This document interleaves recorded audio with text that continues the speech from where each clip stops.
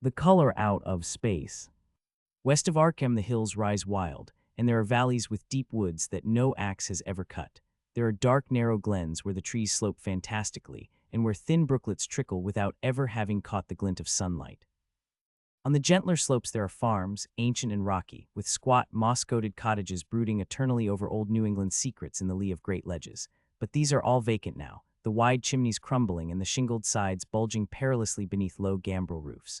The old folk have gone away, and foreigners do not like to live there. French Canadians have tried it, Italians have tried it, and the Poles have come and departed. It is not because of anything that can be seen or heard or handled, but because of something that is imagined. The place is not good for imagination, and does not bring restful dreams at night. It must be this which keeps the foreigners away, for old Ammy Pierce has never told them of anything he recalls from the strange days. Ammy, whose head has been a little queer for years, is the only one who still remains, or who ever talks of the strange days, and he dares to do this because his house is so near the open fields and the traveled roads around Arkham. There was once a road over the hills and through the valleys that ran straight where the blasted heath is now, but people ceased to use it, and a new road was laid curving far toward the south. Traces of the old one can still be found amidst the weeds of a returning wilderness, and some of them will doubtless linger even when half the hollows are flooded for the new reservoir. Then the dark woods will be cut down, and the blasted heath will slumber far below blue waters whose surface will mirror the sky and ripple in the sun. And the secrets of the strange days will be one with the deep secrets, one with the hidden lore of old ocean, and all the mystery of primal earth. When I went into the hills and vales to survey for the new reservoir, they told me the place was evil. They told me this in Arkham, and because that is a very old town full of witch legends, I thought the evil must be something which grandmas had whispered to children through centuries. The name, Blasted Heath, seemed to me very odd and theatrical, and I wondered how it had come into the folklore of a Puritan people. Then I saw that dark westward tangle of glens and slopes for myself, and ceased to wonder at anything besides its own elder mystery. It was morning when I saw it, but shadow lurked always there. The trees grew too thickly, and their trunks were too big for any healthy New England wood. There was too much silence in the dim alleys between them, and the floor was too soft with the dank moss and mattings of infinite years of decay. In the open spaces, mostly along the line of the old road, there were little hillside farms, sometimes with all the buildings standing, sometimes with only one or two, and sometimes with only a lone chimney or fast-filling cellar. Weeds and briars reigned, and furtive wild things rustled in the undergrowth. Upon everything was a haze of restlessness and oppression, a touch of the unreal and the grotesque, as if some vital element of perspective or chiaroscuro were awry. I did not wonder that the foreigners would not stay, for this was no region to sleep in. It was too much like a landscape of Salvator Rosa, too much like some forbidden woodcut in a tale of terror. It was too much like a landscape of Salvator Rosa, too much like some forbidden woodcut in a tale of terror. But even all this was not so bad as the blasted heath. I knew it the moment I came upon it at the bottom of a spacious valley, for no other name could fit such thing, or any other thing fit such a name. It was as if the poet had coined the phrase from having seen this one particular region. It must, I thought as I viewed it, be the outcome of a fire, but why had nothing new ever grown over those 5 acres of gray desolation that sprawled open to the sky like a great spot eaten by acid in the woods and fields? It lay largely to the north of the ancient road line, but encroached a little on the other side. I felt an odd reluctance about approaching, and did so at last only because my business took me through and past it. There was no vegetation of any kind on that broad expanse, but only a fine gray dust or ash which no wind seemed ever to blow about. The trees near it were sickly and stunted, and many dead trunks stood or lay rotting at the rim.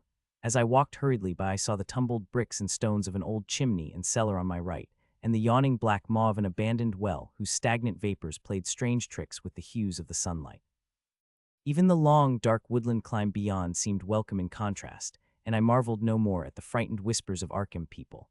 There had been no house or ruin near. Even in the old days the place must have been lonely and remote, and at twilight, dreading to repass that ominous spot, I walked circuitously back to the town by the curving road on the south. I vaguely wished some clouds would gather, for an odd timidity about the deep skyey voids above had crept into my soul. In the evening I asked old people in Arkham about the blasted heath, and what was meant by that phrase, strange days, which so many evasively muttered. I could not, however, get any good answers, except that all the mystery was much more recent than I had dreamed. It was not a matter of old legendary at all, but something within the lifetime of those who spoke. It had happened in the 80s, and a family had disappeared or was killed. Speakers would not be exact, and because they all told me to pay no attention to old Ammy Pierce's crazy tales, I sought him out the next morning, having heard that he lived alone in the ancient tottering cottage, where the trees first begin to get very thick. It was a fearsomely ancient place, and had begun to exude the faint miasmal odor which clings about houses that have stood too long. Only with persistent knocking could I rouse the aged man, and when he shuffled timidly to the door I could tell he was not glad to see me. He was not so feeble as I had expected, but his eyes drooped in a curious way, and his unkempt clothing and white beard made him seem very worn and dismal. Not knowing just how he could best be launched on his tales, I feigned a matter of business, told him of my surveying, and asked vague questions about the district. He was far brighter and more educated than I had been led to think, and before I knew it had grasped quite as much of the subject as any man I had talked with in Arkham. He was not like other rustics I had known in the sections where reservoirs were to be. From him there were no protests at the miles of old wood and farmland to be blotted out, though perhaps there would have been had not his home lain outside the bounds of the future lake. Relief was all that he showed, relief at the doom of the dark ancient valleys through which he had roamed all his life. They were better under water now, better under water since the strange days. And with this opening his husky voice sank low, while his body leaned forward and his right forefinger began to point shakily and impressively. It was then that I heard the story, and as the rambling voice scraped and whispered on I shivered again and again despite the summer day. Often I had to recall the speaker from ramblings, piece out scientific points which he knew only by a fading parrot memory of professors' talk, or bridge over gaps, where his sense of logic and continuity broke down. When he was done I did not wonder that his mind had snapped a trifle, or that the folk of Arkham would not speak much of the blasted heath. I hurried back before sunset to my hotel, unwilling to have the stars come out above me in the open, and the next day returned to Boston to give up my position. I could not go into that dim chaos of old forest and slope again, or face another time that gray blasted heath where the black well yawned deep beside the tumbled bricks and stones. The reservoir will soon be built now, and all those elder secrets will lie safe forever under watery fathoms. But even then I do not believe I would like to visit that country by night, at least not when the sinister stars are out, and nothing could bribe me to drink the new city water of Arkham. It all began, old Amy said, with the meteorite. Before that time there had been no wild legends at all since the witch trials, and even then these western woods were not feared half so much as the small island in the Miskatonic, where the devil held court beside a curious stone altar older than the Indians. These were not haunted woods, and their fantastic dusk was never terrible till the strange days. Then there had come that white noontide cloud, that string of explosions in the air, and that pillar of smoke from the valley far in the wood. And by night all Arkham had heard of the great rock that fell out of the sky and bedded itself in the ground beside the well at the Nahum Gardner place. That was the house which had stood where the blasted heath was to come, the trim white Nahum Gardner house amidst its fertile gardens and orchards. Nahum had come to town to tell people about the stone, and had dropped in at Amy Pierce's on the way. Amy was 40 then, and all the queer things were fixed very strongly in his mind. He and his wife had gone with the 3 professors from Miskatonic University, who hastened out the next morning to see the weird visitor from unknown stellar space, and had wondered why Nahum had called it so large the day before. It had shrunk, Nahum said as he pointed out the big brownish mound above the ripped earth and charred grass near the archaic well sweep in his front yard, but the wise men answered that stones do not shrink. Its heat lingered persistently, and Nahum declared it had glowed faintly in the night. The professors tried it with a geologist's hammer and found it was oddly soft. It was, in truth, so soft as to be almost plastic, and they gouged rather than chipped a specimen to take back to the college for testing. They took it in an old pail borrowed from Nahum's kitchen, for even the small piece refused to grow cool. On the trip back they stopped at Amy's to rest, and seemed thoughtful when Mrs. Pierce remarked that the fragment was growing smaller and burning the bottom of the pail. Truly it was not large, but perhaps they had taken less than they thought. The day after that, all this was in June of '82, the professors had trooped out again in a great excitement. As they passed Amy's they told him what queer things the specimen had done, and how it had faded wholly away when they put it in a glass beaker. The beaker had gone too, and the wise men talked of the strange stone's affinity for silicon. It had acted quite unbelievably in that well-ordered laboratory, doing nothing at all and showing no occluded gases when heated on charcoal, being wholly negative in the borax bead, and soon proving itself absolutely non-volatile at any producible temperature, including that of the oxyhydrogen blowpipe. On an anvil it appeared highly malleable, and in the dark its luminosity was very marked. Stubbornly refusing to grow cool, it soon had the college in a state of real excitement, and when upon heating before the spectroscope it displayed shining bands unlike any known colors of the normal spectrum, there was much breathless talk of new elements, bizarre optical properties, and other things which puzzled men of science are wont to say when faced by the unknown. Hot as it was, they tested it in a crucible with all the proper reagents. Water did nothing. Hydrochloric acid was the same. Nitric acid and even aqua regia merely hissed and spattered against its torrid invulnerability. Amy had difficulty in recalling all these things, but recognized some solvents as I mentioned them in the usual order of use.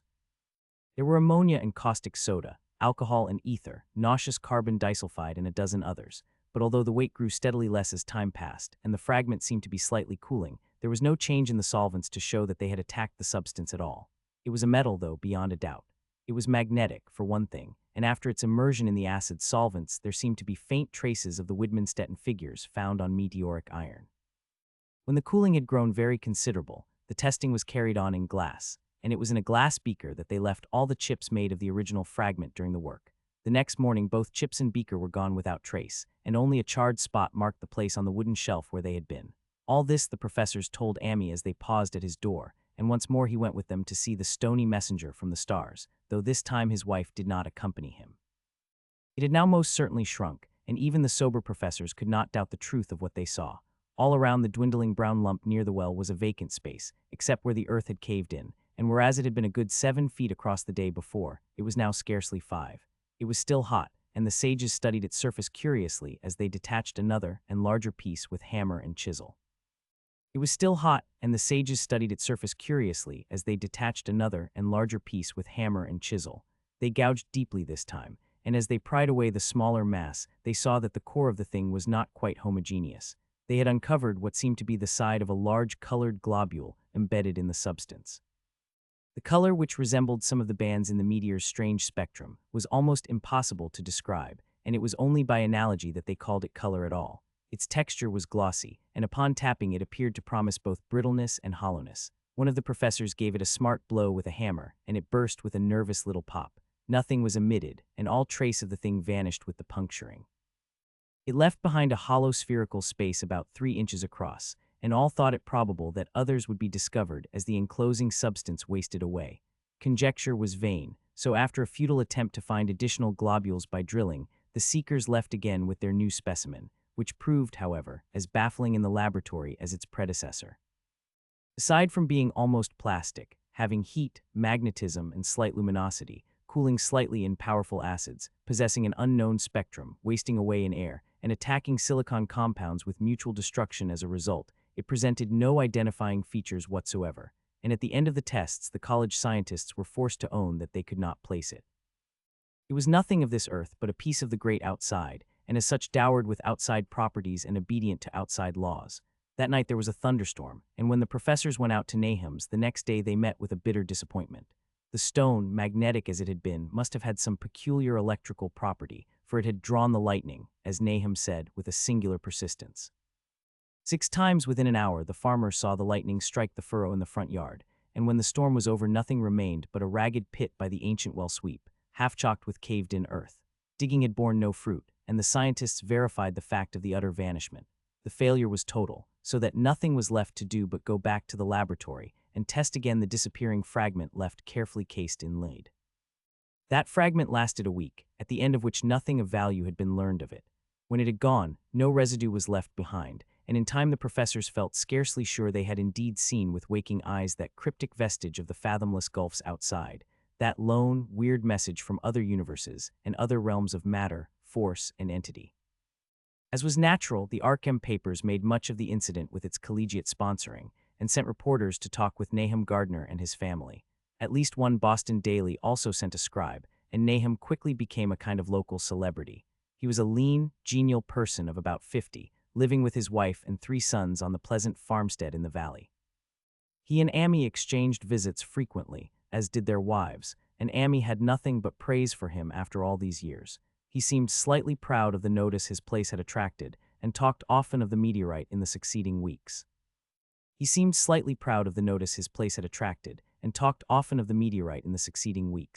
That July and August were hot, and Nahum worked hard at his haying in the 10-acre pasture across Chapman's Brook, his rattling wain wearing deep ruts in the shadowy lanes between. The labor tired him more than it had in other years, and he felt that age was beginning to tell on him. Then fell the time of fruit and harvest. The pears and apples slowly ripened, and Nahum vowed that his orchards were prospering as never before. The fruit was growing to phenomenal size and unwanted gloss, and in such abundance that extra barrels were ordered to handle the future crop. But with the ripening came sore disappointment, for of all that gorgeous array of specious lusciousness, not one single jot was fit to eat. Into the fine flavor of the pears and apples had crept a stealthy bitterness and sickishness, so that even the smallest of bites induced a lasting disgust. It was the same with the melons and tomatoes, and Nahum sadly saw that his entire crop was lost. Quick to connect events, he declared that the meteorite had poisoned the soil, and thanked heaven that most of the other crops were in the upland lot along the road. Winter came early and was very cold. Amy saw Nahum less often than usual, and observed that he had begun to look worried. The rest of his family, too, seemed to have grown taciturn, and were far from steady in their church-going or their attendance at the various social events of the countryside. For this reserve or melancholy no cause could be found, though all the household confessed now and then to poorer health and a feeling of vague disquiet. Nahum himself gave the most definite statement of anyone when he said he was disturbed about certain footprints in the snow. They were the usual winter prints of red squirrels, white rabbits, and foxes, but the brooding farmer professed to see something not quite right about their nature and arrangement. He was never specific, but appeared to think that they were not as characteristic of the anatomy and habits of squirrels and rabbits and foxes as they ought to be. Amy listened without interest to this talk, until one night when he drove past Nahum's house in his sleigh on the way back from Clark's Corners. There had been a moon, and a rabbit had run across the road, and the leaps of that rabbit were longer than either Amy or his horse liked. The latter, indeed, had almost run away when brought up by a firm rein. Thereafter Amy gave Nahum's tales more respect, and wondered why the gardener dog seemed so cowed and quivering every morning. They had, it developed, nearly lost the spirit to bark. In February, the McGregor boys from Meadow Hill were out shooting woodchucks, and not far from the Gardner place bagged a very peculiar specimen. The proportions of its body seemed slightly altered in a queer way impossible to describe, while its face had taken on an expression which no one ever saw in a woodchuck before.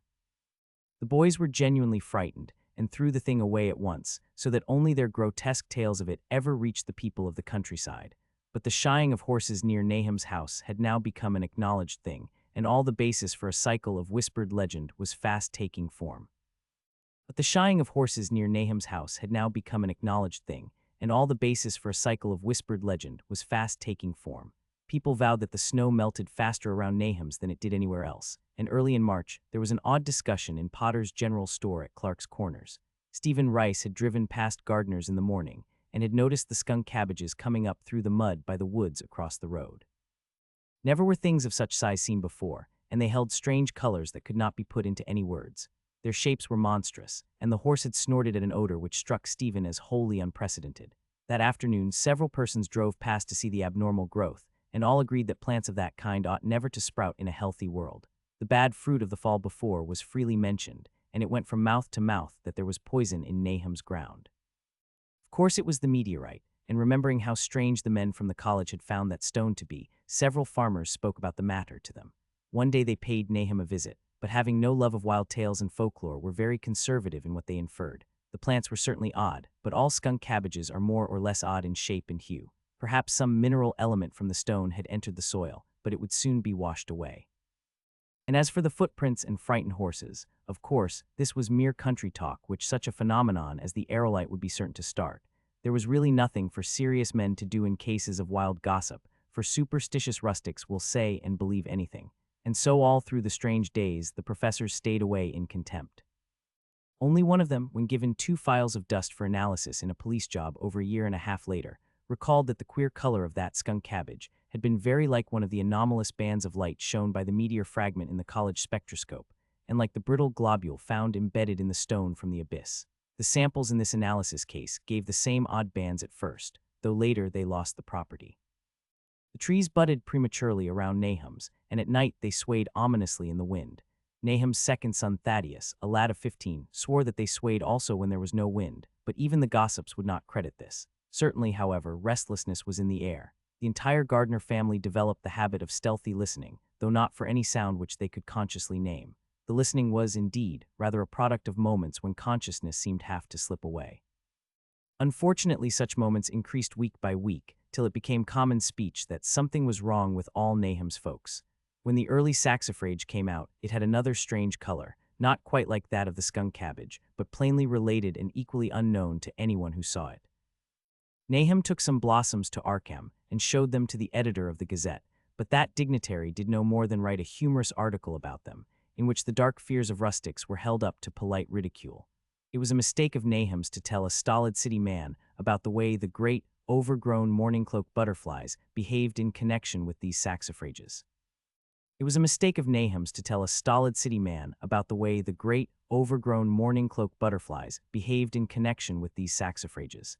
April brought a kind of madness to the country folk, and began that disuse of the road past Nahum's, which led to its ultimate abandonment. It was next the vegetation.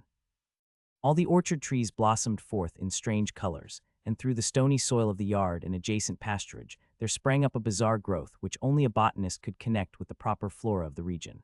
No sane, wholesome colors were anywhere to be seen except in the green grass and leafage, but everywhere were those hectic and prismatic variants of some diseased, underlying primary tone, without a place among the known tints of earth. The Dutchman's breeches became a thing of sinister menace, and the bloodroots grew insolent in their chromatic perversion. Amy and the gardeners thought that most of the colors had a sort of haunting familiarity, and decided that they reminded one of the brittle globule in the meteor. Nahum plowed and sowed the 10-acre pasture and the upland lot, but did nothing with the land around the house. He knew it would be of no use, and hoped that the summer's strange growths would draw all the poison from the soil. He was prepared for almost anything now, and had grown used to the sense of something near him waiting to be heard. The shunning of his house by neighbors told on him, of course, but it told on his wife more. The boys were better off, being at school each day, but they could not help being frightened by the gossip. Thaddeus, an especially sensitive youth, suffered the most. In May the insects came, and Nahum's place became a nightmare of buzzing and crawling. Most of the creatures seemed not quite usual in their aspects and motions, and their nocturnal habits contradicted all former experience. The gardeners took to watching at night, watching in all directions at random for something they could not tell what. It was then that they all owned that Thaddeus had been right about the trees. Mrs. Gardner was the next to see it from the window as she watched the swollen boughs of a maple against a moonlit sky. The boughs surely moved, and there was no wind. It must be the sap. Strangeness had come into everything growing now, yet it was none of Nahum's family at all who made the next discovery. Familiarity had dulled them, and what they could not see was glimpsed by a timid windmill salesman from Bolton who drove by one night in ignorance of the country legends. What he told in Arkham was given a short paragraph in the Gazette, and it was there that all the farmers, Nahum included, saw it first. The night had been dark and the buggy lamps faint, but around a farm in the valley, which everyone knew from the account must be Nahum's, the darkness had been less thick. A dim though distinct luminosity seemed to inhere in all the vegetation, grass, leaves, and blossoms alike, while at one moment a detached piece of the phosphorescence appeared to stir furtively in the yard near the barn. The grass had so far seemed untouched, and the cows were freely pastured in the lot near the house, but toward the end of May the milk began to be bad. Then Nahum had the cows driven to the uplands, after which this trouble ceased. Not long after this, the change in grass and leaves became apparent to the eye. All the verdure was going gray, and was developing a highly singular quality of brittleness. Amy was now the only person who ever visited the place, and his visits were becoming fewer and fewer. When school closed, the gardeners were virtually cut off from the world, and sometimes let Amy do their errands in town. They were failing curiously both physically and mentally, and no one was surprised when the news of Mrs. Gardner's madness stole around. It happened in June, about the anniversary of the meteor's fall, and the poor woman screamed about things in the air which she could not describe. In her raving there was not a single specific noun, but only verbs and pronouns. Things moved and changed and fluttered, and ears tingled to impulses which were not wholly sounds. Something was taken away, she was being drained of something. Something was fastening itself on her that ought not to be. Someone must make it keep off. Nothing was ever still in the night. The walls and windows shifted. Nahum did not send her to the county asylum, but let her wander about the house as long as she was harmless to herself and others. Even when her expression changed, he did nothing. But when the boys grew afraid of her, and Thaddeus nearly fainted at the way she made faces at him, he decided to keep her locked in the attic. By July she had ceased to speak and crawled on all fours, and before that month was over Nahum got the mad notion that she was slightly luminous in the dark, as he now clearly saw was the case with the nearby vegetation. It was a little before this that the horses had stampeded. Something had aroused them in the night, and their neighing and kicking in their stalls had been terrible. There seemed virtually nothing to do to calm them, and when Nahum opened the stable door they all bolted out like frightened woodland deer. It took a week to track all four, and when found they were seen to be quite useless and unmanageable. Something had snapped in their brains, and each one had to be shot for its own good. Nahum borrowed a horse from Amy for his haying, but found it would not approach the barn. It shied, balked, and whinnied, and in the end he could do nothing but drive it into the yard, while the men used their own strength to get the heavy wagon near enough the hayloft for convenient pitching. And all the while the vegetation was turning gray and brittle. Even the flowers whose hues had been so strange were graying now, and the fruit was coming out gray and dwarfed and tasteless. The asters and goldenrod bloomed gray and distorted, and the roses and zinnias and hollyhocks in the front yard were such blasphemous-looking things that Nahum's oldest boy Zenas cut them down. The strangely puffed insects died about that time, even the bees that had left their hives and taken to the woods. By September, all the vegetation was fast crumbling to a grayish powder, and Nahum feared that the trees would die before the poison was out of the soil. His wife now had spells of terrific screaming, and he and the boys were in a constant state of nervous tension.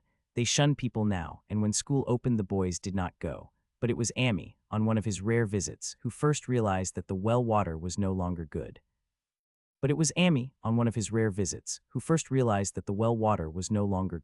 It had an evil taste that was not exactly fetid nor exactly salty, and Amy advised his friend to dig another well on higher ground to use till the soil was good again.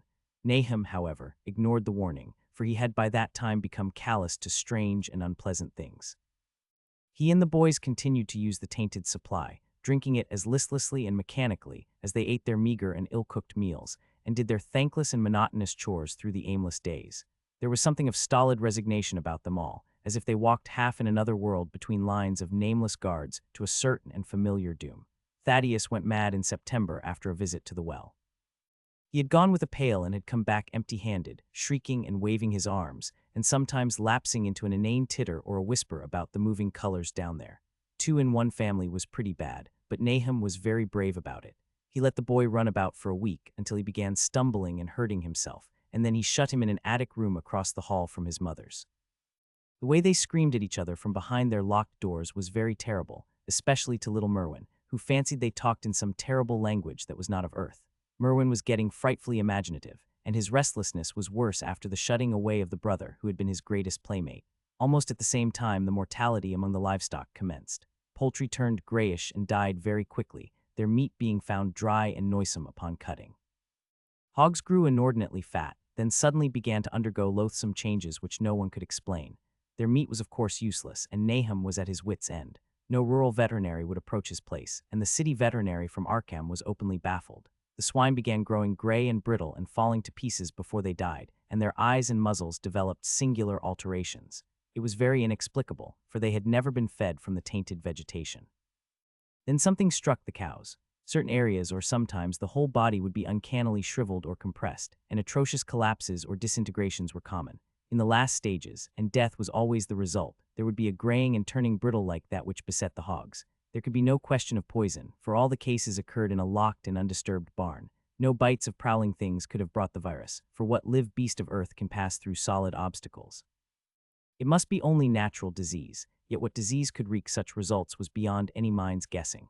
When the harvest came, there was not an animal surviving on the place, for the stock and poultry were dead and the dogs had run away. These dogs, 3 in number, had all vanished one night and were never heard of again. The 5 cats had left some time before, but their going was scarcely noticed since there now seemed to be no mice, and only Mrs. Gardner had made pets of the graceful felines. On the 19th of October, Nahum staggered into Amy's house with hideous news. The death had come to poor Thaddeus in his attic room, and it had come in a way which could not be told.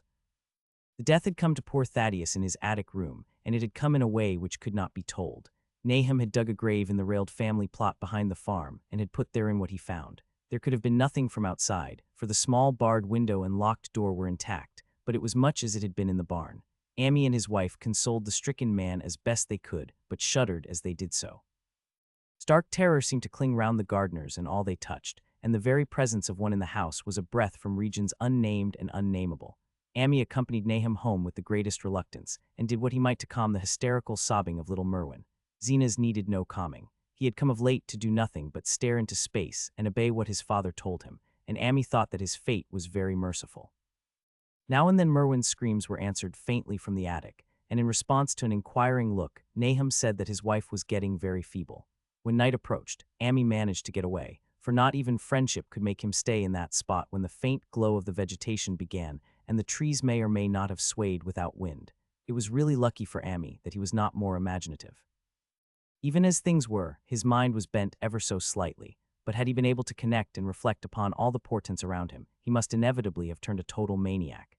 In the twilight he hastened home, the screams of the mad woman and the nervous child ringing horrible in his ears. 3 days later Nahum burst into Amy's kitchen in the early morning, and in the absence of his host stammered out a desperate tale once more, while Mrs. Pierce listened in a clutching fright. It was little Merwin this time. He was gone. He had gone out late at night with a lantern and pail for water and had never come back. He'd been going to pieces for days and hardly knew what he was about, screamed at everything. There had been a frantic shriek from the yard then, but before the father could get to the door the boy was gone. There was no glow from the lantern he had taken, and of the child himself no trace. At the time Nahum thought the lantern and pail were gone too, but when dawn came and the man had plodded back from his all-night search of the woods and fields, he had found some very curious things near the well. There was a crushed and apparently somewhat melted mass of iron which had certainly been the lantern, while a bent pail and twisted iron hoops beside it, both half-fused, seemed to hint at the remnants of the pail. That was all. Nahum was past imagining, Mrs. Pierce was blank, and Amy, when he had reached home and heard the tale, could give no guess.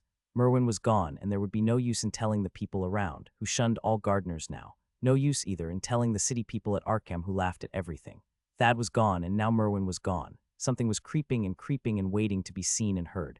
Nahum would go soon, and he wanted Amy to look after his wife and Zena's if they survived him.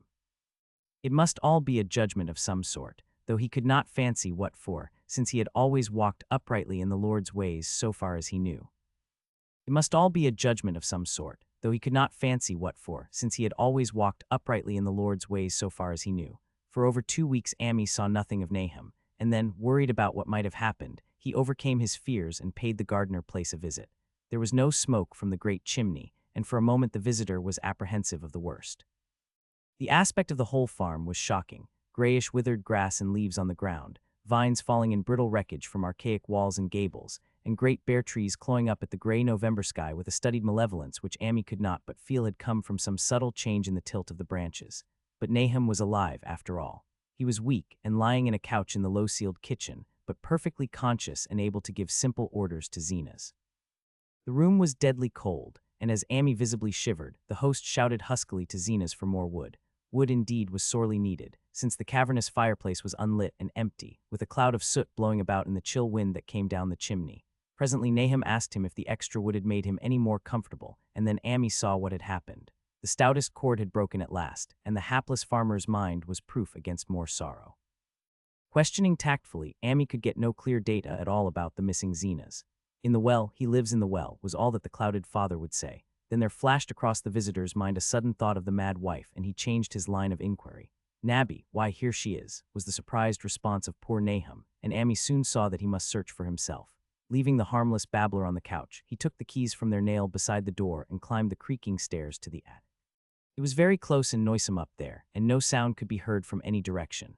Of the 4 doors in sight, only one was locked, and on this he tried various keys on the ring he had taken. The 3rd key proved the right one, and after some fumbling Amy threw open the low white door. It was quite dark inside, for the window was small and half obscured by the crude wooden bars, and Amy could see nothing at all on the wide-planked floor. The stench was beyond enduring, and before proceeding further he had to retreat to another room and return with his lungs filled with breathable air. When he did enter, he saw something dark in the corner, and upon seeing it more clearly he screamed outright. While he screamed he thought a momentary cloud eclipsed the window, and a second later he felt himself brushed as if by some hateful current of vapor. Strange colors danced before his eyes, and had not a present horror numbed him, he would have thought of the globule in the meteor that the geologist's hammer had shattered, and of the morbid vegetation that had sprouted in the spring. As it was he thought only of the blasphemous monstrosity which confronted him, and which all too clearly had shared the nameless fate of young Thaddeus and the livestock. But the terrible thing about the horror was that it very slowly and perceptibly moved as it continued to crumble. Amy would give me no added particulars of this scene, but the shape in the corners does not reappear in his tale as a moving object. Amy would give me no added particulars of this scene, but the shape in the corners does not reappear in his tale as a moving object. There are things which cannot be mentioned, and what is done in common humanity is sometimes cruelly judged by the law. I gathered that no moving thing was left in that attic room, and that to leave anything capable of motion, there would have been a deed so monstrous as to damn any accountable being to eternal torment. Anyone but a stolid farmer would have fainted or gone mad, but Amy walked conscious through that low doorway and locked the accursed secret behind him. There would be Nahum to deal with now. He must be fed and tended, and removed to some place where he could be cared for. Commencing his descent of the dark stairs, Amy heard a thud below him. He even thought a scream had been suddenly choked off, and recalled nervously the clammy vapor which had brushed by him in that frightful room above. What presence had his cry and entry started up? Halted by some vague fear, he heard still further sounds below. Indubitably there was a sort of heavy dragging, and a most detestably sticky noise as of some fiendish and unclean species of suction. With an associative sense goaded to feverish heights, he thought unaccountably of what he had seen upstairs. Good God, what eldritch dream world was this into which he had blundered? He dared move neither backward nor forward, but stood there trembling at the black curve of the boxed-in staircase. Every trifle of the scene burned itself into his brain. The sounds, the sense of dread expectancy, the darkness, the steepness of the narrow steps, and merciful heaven, the faint but unmistakable luminosity of all the woodwork in sight, steps, sides, exposed laths, and beams alike. Then there burst forth a frantic whinny from Amy's horse outside, followed at once by a clatter which told of a frenzied runaway. In another moment, horse and buggy had gone beyond earshot, leaving the frightened man on the dark stairs to guess what had sent them. But that was not all. There had been another sound out there, a sort of liquid splash, water. It must have been the well. He had left Hero untied near it, and a buggy wheel must have brushed the coping and knocked in a stone. And still the pale phosphorescence glowed in that detestably ancient woodwork. God, how old the house was, most of it built before 1700. A feeble scratching on the floor downstairs now sounded distinctly, and Amy's grip tightened on a heavy stick he had picked up in the attic for some purpose. Slowly nerving himself, he finished his descent and walked boldly toward the kitchen. But he did not complete the walk, because what he sought was no longer there. It had come to meet him, and it was still alive after a fashion. Whether it had crawled or whether it had been dragged by any external forces, Amy could not say, but the death had been at it. Everything had happened in the last half hour, but collapse, graying, and disintegration were already far advanced. There was a horrible brittleness, and dry fragments were scaling off. Amy could not touch it, but looked horrifiedly into the distorted parody that had been a face. What was it, Nahum? What was it? He whispered, and the cleft, bulging lips were just able to crackle out a final answer. Nothing, nothing. The color, it burns, cold and wet, but it burns. It lived in the well. I seen it, a kind o' smoke.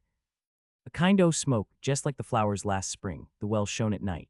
Thad and Merwin and Zena's, everything alive, sucking the life out of everything. In that stone, it must come in that stone. Pizen the whole place, didn't know what it wants. That round thing the men from the college dug out in the stone. They smashed it. It was that same color, just the same like the flowers and plants. Must have been more of 'em. Seeds, seeds, they grew. I seen it the fust time this week. Must have got strong on Zena's. He was a big boy, full o' life. It beats down your mind and then gets ye, burns ye up, in the well water. He was right about that. Evil water. Zena's never come back from the well. Can't get away. Draws ye. You know some 'at's common, but 'tain't no use. I seen it time and again Zena's was took. War's nabby Amy. My head's no good. Don't know how long since I fed her. It'll get her ef we ain't keerful. Just a color. Her face is gittin' to hev that color sometimes towards night, and it burns and sucks. It come from some place where things ain't as they is here. One o' them professors said so. He was right. Look out, Amy. It'll do suthin' more. Sucks the life out. But that was all. That which spoke could speak no more because it had completely caved in. Amy laid a red checked tablecloth over what was left and reeled out the back door into the fields. He climbed the slope to the 10-acre pasture and stumbled home by the north road in the woods. He could not pass that well from which his horses had run away. He had looked at it through the window and had seen that no stone was missing from the rim. Then the lurching buggy had not dislodged anything after all. The splash had been something else, something which went into the well after it had done with poor Nahum. When Amy reached his house, the horses and buggy had arrived before him and thrown his wife into fits of anxiety. Reassuring her without explanations, he set out at once for Arkham and notified the authorities that the Gardner family was no more. He indulged in no details, but merely told of the deaths of Nahum and Nabby, that of Thaddeus being already known, and mentioned that the cause seemed to be the same strange ailment which had killed the livestock. He also stated that Merwin and Zena's had disappeared. There was considerable questioning at the police station, and in the end Amy was compelled to take 3 officers to the Gardner farm, together with the coroner, the medical examiner, and the veterinary who had treated the diseased animals. He went much against his will, for the afternoon was advancing and he feared the fall of night over that accursed place, but it was some comfort to have so many people with him. The 6 men drove out in a Democrat wagon, following Amy's buggy, and arrived at the Pemberton farmhouse about 4 o'clock. Used as the officers were to gruesome experiences, not one remained unmoved at what was found in the attic, and under the red-checked tablecloth on the floor below. The whole aspect of the farm, with its gray desolation, was terrible enough, but those two crumbling objects were beyond all bounds. No one could look long at them, and even the medical examiner admitted that there was very little to examine. No one could look long at them, and even the medical examiner admitted that there was very little to examine. Specimens could be analyzed, of course, so he busied himself in obtaining them, and here it develops that a very puzzling aftermath occurred at the college laboratory, where the two files of dust were finally taken. Under the spectroscope, both samples gave off an unknown spectrum, in which many of the baffling bands were precisely like those which the strange meteor had yielded in the previous year. The property of emitting this spectrum vanished in a month, the dust thereafter consisting mainly of alkaline phosphates and carbonates. Amy would not have told the men about the well if he had thought they meant to do anything then and there. It was getting toward sunset, and he was anxious to be away. But he could not help glancing nervously at the stony curb by the great sweep, and when a detective questioned him, he admitted that Nahum had feared something down there, so much so that he had never even thought of searching it for Merwin or Zena's. After that, nothing would do but that they empty and explore the well immediately, so Amy had to wait trembling while pail after pail of rank water was hauled up and splashed on the soaking ground outside. The men sniffed in disgust at the fluid, and toward the last held their noses against the feeder they were uncovering. It was not so long a job as they had feared it would be, since the water was phenomenally low. There is no need to speak too exactly of what they found. Merwin and Zena's were both there in part, though the vestiges were mainly skeletal. There were also a small deer and a large dog in about the same state, and a number of bones of smaller animals. The ooze and slime at the bottom seemed inexplicably porous and bubbling, and a man who descended on handholds with a long pole found that he could sink the wooden shaft to any depth in the mud of the floor without meeting any solid obstruction. Twilight had now fallen, and lanterns were brought from the house. Then, when it was seen that nothing further could be gained from the well, everyone went indoors and conferred in the ancient sitting room, while the intermittent light of a spectral half-moon played wanly on the gray desolation outside. The men were frankly nonplussed by the entire case, and could find no convincing common element to link the strange vegetable conditions, the unknown disease of livestock and humans, and the unaccountable deaths of Merwin and Zena's in the tainted well. They had heard the common country talk, it is true, but could not believe that anything contrary to natural law had occurred. No doubt the meteor had poisoned the soil, but the illness of person and animals who had eaten nothing grown in that soil was another matter. Was it the well water? Very possibly. It might be a good idea to analyze it, but what peculiar madness could have made both boys jump into the well? Their deeds were so similar, and the fragments showed that they had both suffered from the gray, brittle death. Why was everything so gray and brittle? It was the coroner, seated near a window overlooking the yard, who first noticed the glow about the well. It was the coroner, seated near a window overlooking the yard, who first noticed the glow about the well. Night had fully set in, and all the abhorrent ground seemed faintly luminous with more than the fitful moonbeams. But this new glow was something definite and distinct, and appeared to shoot up from the black pit like a softened ray from a searchlight, giving dull reflections in the little ground pools where the water had been emptied. It had a very queer color, and as all the men clustered round the window, Amy gave a violent start. For this strange beam of ghastly miasma was to him of no unfamiliar hue. He had seen that color before, and feared to think what it might mean. He had seen it in the nasty brittle globule in that aerolite 2 summers ago, had seen it in the crazy vegetation of the springtime, and had thought he had seen it for an instant that very morning against the small barred window of that terrible attic room where nameless things had happened. It had flashed there a second, and a clammy and hateful current of vapor had brushed past him, and then poor Nahum had been taken by something of that color. He had said so at the last, said it was like the globule and the plants. After that had come the runaway in the yard and the splash in the well, and now that well was belching forth to the night a pale, insidious beam of the same demoniac tint. It does credit to the alertness of Amy's mind that he puzzled even at that tense moment over a point which was essentially scientific. He could not but wonder at his gleaning of the same impression from a vapor glimpsed in the daytime, against a window opening in the morning sky, and from a nocturnal exhalation seen as a phosphorescent mist against the black and blasted landscape. It wasn't right, it was against nature, and he thought of those terrible last words of his stricken friend, "It come from some place where things ain't as they is here. One o' them professors said so." All 3 horses outside, tied to a pair of shriveled saplings by the road, were now neighing and pawing frantically. The wagon driver started for the door to do something, but Amy laid a shaky hand on his shoulder. "Don't go out thar," he whispered. "They's more to this nor what we know. Nahum said something lived in the well that sucks your life out. He said it must be some'at growed from a round ball like one we all seen in the meteor stone that fell a year ago June." Sucks and burns, he said, and is just a cloud of color like that light out thar now, that ye can hardly see and can't tell what it is. Nahum thought it feeds on everything livin' and gets stronger all the time. He said he's seen it this last week. It must be something from away off in the sky like the men from the college last year says the meteor stone was. The way it's made and the way it works ain't like no way o' God's world. It's summat from beyond. So the men paused indecisively as the light from the well grew stronger, and the hitched horses pawed and whinnied in increasing frenzy. It was truly an awful moment, with terror in that ancient and accursed house itself, 4 monstrous sets of fragments, 2 from the house and 2 from the well, in the woodshed behind, and that shaft of unknown and unholy iridescence from the slimy depths in front. It was truly an awful moment, with terror in that ancient and accursed house itself, 4 monstrous sets of fragments, 2 from the house and 2 from the well, in the woodshed behind, and that shaft of unknown and unholy iridescence from the slimy depths in front.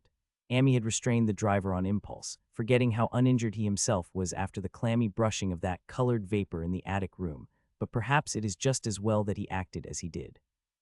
No one will ever know what was abroad that night, and though the blasphemy from beyond had not so far hurt any human of unweakened mind, there is no telling what it might not have done at that last moment, and with its seemingly increased strength and the special signs of purpose it was soon to display beneath the half-clouded moonlit sky. All at once one of the detectives at the window gave a short, sharp gasp. The others looked at him and then quickly followed his own gaze upward to the point at which its idle straying had been suddenly arrested. There was no need for words. What had been disputed in country gossip was disputable no longer, and it is because of the thing which every man of that party agreed in whispering later on, that strange days are never talked about in Arkham. It is necessary to premise that there was no wind at that hour of the evening. One did arise not long afterward, but there was absolutely none then. Even the dry tips of the lingering hedge mustard, gray and blighted, and the fringe on the roof of the standing Democrat wagon were unstirred.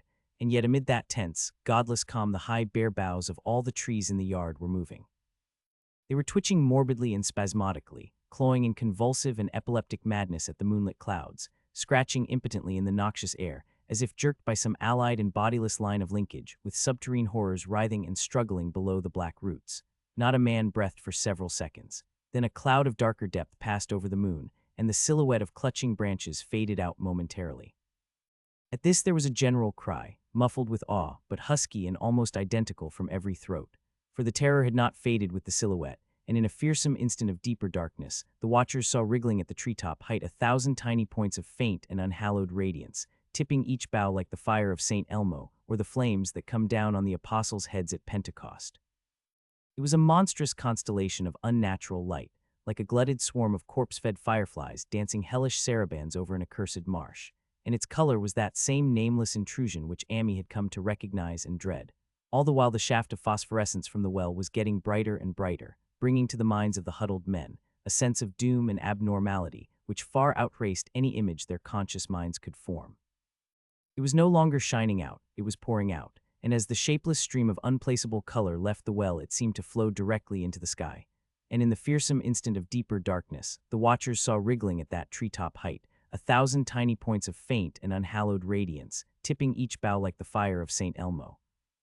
And in the fearsome instant of deeper darkness, the watchers saw wriggling at that treetop height 1,000 tiny points of faint and unhallowed radiance, tipping each bough like the fire of St. Elmo. And all the while the shaft of phosphorescence from the well was getting brighter and brighter, and bringing to the minds of the huddled men a sense of doom and abnormality. It was no longer shining out, it was pouring out, and as the shapeless stream of unplaceable color left the well, it seemed to flow directly into the sky. The veterinary shivered and walked to the front door to drop the heavy extra bar across it. Amy shook no less, and had to tug and point for lack of a controllable voice when he wished to draw notice to the growing luminosity of the trees. The neighing and stamping of the horses had become utterly frightful, but not a soul of that group in the old house would have ventured forth for any earthly reward. With the moments the shining of the trees increased, while their restless branches seemed to strain more and more toward verticality. The wood of the well sweep was shining now, and presently a policeman dumbly pointed to some wooden sheds and beehives near the stone wall on the west. They were commencing to shine too, though the tethered vehicles of the visitors seemed so far unaffected. Then there was a wild commotion and clopping in the road, and as Amy quenched the lamp for better seeing they realized that the span of frantic grays had broken their sapling and run off with the Democrat wagon. The shock served to loosen several tongues, and embarrassed whispers were exchanged. "It spreads on everything organic that's been around here," muttered the medical examiner. No one replied, but the man who had been in the well gave a hint that his long pole must have stirred up something intangible. It was awful, he added. There was no bottom at all, just ooze and bubbles and the feeling of something lurking under there. Amy's horse still pawed and screamed deafeningly in the road outside, and nearly drowned its owner's faint quaver as he mumbled his formless reflections. It come from that stone, it growed down thar, it got everything livin', it fed itself on mind and body, Thad and Merwin, Zenas and Nabby, Nahum was the last, they all drunk the water, it got strong on 'em, it come from beyond, war things ain't like they be here, now it's goin' home. At this point, as the column of unknown color flared suddenly stronger, and began to weave itself into fantastic suggestions of shape, which each spectator later described differently, there came from poor tethered hero such a sound as no man before or since ever heard from a horse. Every person in that low-pitched sitting room stopped his ears, and Amy turned away from the window in horror and nausea. Words could not convey it. When Amy looked out again, the hapless beast lay huddled inert on the moonlit ground between the splintered shafts of the buggy. That was the last of Hero till they buried him next day. But the present was no time to mourn, for almost at this instant, a detective silently called attention to something terrible in the very room with them. In the absence of the lamplight, it was clear that a faint phosphorescence had begun to pervade the entire apartment. It glowed on the broad-planked floor, where the rag carpet left it bare, and shimmered over the sashes of the small-paned windows. It glowed on the broad-planked floor where the rag carpet left it bare, and shimmered over the sashes of the small-paned windows. It ran up and down the exposed corner posts, coruscated about the shelf and mantel, and infected the very doors and furniture. Each minute saw it strengthen, and at last it was very plain that healthy living things must leave that house. Amy showed them the back door and the path up through the fields to the 10-acre pasture. They walked and stumbled as in a dream, and did not dare look back till they were far away on the high ground. They were glad of the path, for they could not have gone the front way by that well. It was bad enough passing the glowing barn and sheds, and those shining orchard trees with their gnarled, fiendish contours, but thank heaven the branches did their worst twisting high up. The moon went under some very black clouds as they crossed the rustic bridge over Chapman's Brook, and it was blind groping from there to the open meadows. When they looked back toward the valley and the distant Gardner place at the bottom, they saw a fearsome sight. All the farm was shining with the hideous unknown blend of color, trees, buildings, and even such grass and herbage as had not been wholly changed to lethal gray brittleness. The boughs were all straining skyward, tipped with tongues of foul flame, and lambent tricklings of the same monstrous fire were creeping about the ridgepoles of the house, barn, and sheds. It was a scene from a vision of Fuseli, and over all the rest reigned that riot of luminous amorphousness, that alien and undimensioned rainbow of cryptic poison from the well, seething, feeling, lapping, reaching, scintillating, straining, and malignly bubbling in its cosmic and unrecognizable chromaticism. Then without warning, the hideous thing shot vertically up toward the sky like a rocket or meteor, leaving behind no trail, and disappearing through a round and curiously regular hole in the clouds before any man could gasp or cry out. No watcher can ever forget that sight, and Amy stared blankly at the stars of Cygnus, Deneb twinkling above the others, where the unknown color had melted into the Milky Way. But his gaze was the next moment called swiftly to earth by the crackling in the valley. It was just that, only a wooden ripping and crackling, and not an explosion, as so many others of the party vowed. Yet the outcome was the same, for in one feverish kaleidoscopic instant there burst up from that doomed and accursed farm a gleamingly eruptive cataclysm of unnatural sparks and substance, blurring the glance of the few who saw it, and sending forth to the zenith a bombarding cloudburst of such colored and fantastic fragments as our universe must needs disown. Through quickly reclosing vapors, they followed the great morbidity that had vanished, and in another second they had vanished too. Behind and below was only a darkness to which the men dared not return, and all about was a mounting wind which seemed to sweep down in black, frore gusts from interstellar space. It shrieked and howled, and lashed the fields and distorted woods in a mad cosmic frenzy, till soon the trembling party realized it would be no use waiting for the moon to show what was left down there at Nahum's. Too awed even to hint theories, the 7 shaking men trudged back toward Arkham by the north road.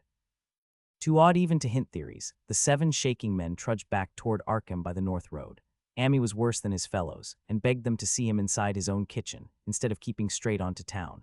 He did not wish to cross the blighted, wind-whipped woods alone to his home on the main road, for he had had an added shock that the others were spared, and was crushed forever with a brooding fear he dared not even mention for many years to come. As the rest of the watchers on that tempestuous hill had stolidly set their faces toward the road, Amy had looked back an instant at the shadowed valley of desolation so lately sheltering his ill-starred friend. And from that stricken, faraway spot he had seen something feebly rise, only to sink down again upon the place from which the great shapeless horror had shot into the sky. It was just a color, but not any color of our earth or heavens. And because Amy recognized that color, and knew that this last faint remnant must still lurk down there in the well, he has never been quite right since. Amy would never go near the place again. It is 44 years now since the horror happened, but he has never been there, and will be glad when the new reservoir blots it out. I shall be glad too, for I do not like the way the sunlight changed color around the mouth of that abandoned well I passed. I hope the water will always be very deep, but even so I shall never drink it. I do not think I shall visit the Arkham country hereafter. 3 of the men who had been with Amy returned the next morning to see the ruins by daylight, but there were not any real ruins. Only the bricks of the chimney, the stones of the cellar, some mineral and metallic litter here and there, and the rim of that nefandous well. Save for Amy's dead horse, which they towed away and buried, and the buggy which they shortly returned to him, everything that had ever been living had gone. 5 eldritch acres of dusty gray desert remained, nor has anything ever grown there since. To this day it sprawls open to the sky like a great spot eaten by acid in the woods and fields, and the few who have ever dared glimpse it in spite of the rural tales have named it the blasted heath. The rural tales are queer. They might be even queerer if city men and college chemists could be interested enough to analyze the water from that disused well, or the gray dust that no wind seems ever to disperse. Botanists, too, ought to study the stunted flora on the borders of that spot, for they might shed light on the country notion that the blight is spreading, little by little, perhaps an inch a year. People say the color of the neighboring herbage is not quite right in the spring, and that wild things leave queer prints in the light winter snow. Snow never seems quite so heavy on the blasted heath as it is elsewhere. Horses, the few that are left in this motor age, grow skittish in the silent valley, and hunters cannot depend on their dogs too near the splotch of grayish dust. They say the mental influences are very bad, too. Numbers went queer in the years after Nahum's taking, and always they lacked the power to get away. Then the stronger-minded folk all left the region, and only the foreigners tried to live in the crumbling old homesteads. They could not stay, though, and one sometimes wonders what insight beyond ours their wild, weird stories of whispered magic have given them. They could not stay, though, and one sometimes wonders what insight beyond ours their wild, weird stories of whispered magic have given them. Their dreams at night, they protest, are very horrible in that grotesque country, and surely the very look of the dark realm is enough to stir a morbid fancy. No traveler has ever escaped a sense of strangeness in those deep ravines, and artists shiver as they paint thick woods whose mystery is as much of the spirits as of the eye. I myself am curious about the sensation I derived from my one lone walk before Amy told me his tale.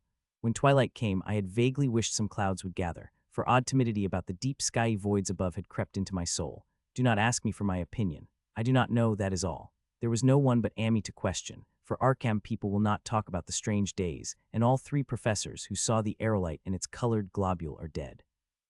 There were other globules, depend upon that. One must have fed itself and escaped, and probably there was another which was too late. No doubt it is still down the well. I know there was something wrong with the sunlight I saw above that miasmal brink. The rustics say the blight creeps an inch a year, so perhaps there is a kind of growth or nourishment even now. But whatever demon hatchling is there, it must be tethered to something, or else it would quickly spread. Is it fastened to the roots of those trees that claw the air? One of the current Arkham tales is about fat oaks that shine and move as they ought not to do at night. What it is, only God knows. In terms of matter, I suppose the thing Amy described would be called a gas, but this gas obeyed laws that are not of our cosmos. This was no fruit of such worlds and suns as shine on the telescopes and photographic plates of our observatories. This was no breath from the skies whose motions and dimensions our astronomers measure or deem too vast to measure. It was just a color out of space, a frightful messenger from unformed realms of infinity, beyond all nature as we know it, from realms whose mere existence stuns the brain and numbs us with the black extracosmic gulfs it throws open before our frenzied eyes. I doubt very much if Amy consciously lied to me, and I do not think his tale was all a freak of madness as the townsfolk had forewarned. Something terrible came to the hills and valleys on that meteor, and something terrible, though I know not in what proportion, still remains. I shall be glad to see the water come. Meanwhile, I hope nothing will happen to Amy. He saw so much of the thing, and its influence was so insidious. Why has he never been able to move away? How clearly he recalled those dying words of Nahum's. Can't get away, draws ye. You know, some that's common, but 'tain't no use. Amy is such a good old man. When the reservoir gang gets to work, I must write the chief engineer to keep a sharp watch on him. I would hate to think of him as the gray, twisted, brittle monstrosity which persists more and more in troubling my sleep.